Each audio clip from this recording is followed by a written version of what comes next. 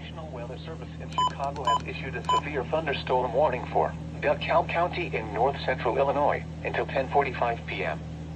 At 10:12 p.m., a severe thunderstorm was located near Rochelle, moving east at 50 miles per hour. A second severe thunderstorm was located near Waterman and was moving northeast at 45 miles per hour.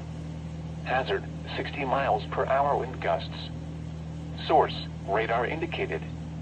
Impact, expects damage to roofs, siding, and trees. Locations impacted include DeKalb, Sycamore, Sandwich, Genoa, Shabbona, Cortland, Hinckley, Silmanock, Kirkland, Waterman, Maple Park, Kingston, Malta, Lee and Fairdale. Including the following Interstate 88 between mile markers 83 and 101. This includes Northern Illinois University and Sandwich Fairgrounds. For your protection, move to an interior room on the lowest floor of a building. Torrential rainfall is occurring with this storm and may lead to flash flooding. Do not drive your vehicle through flooded roadways.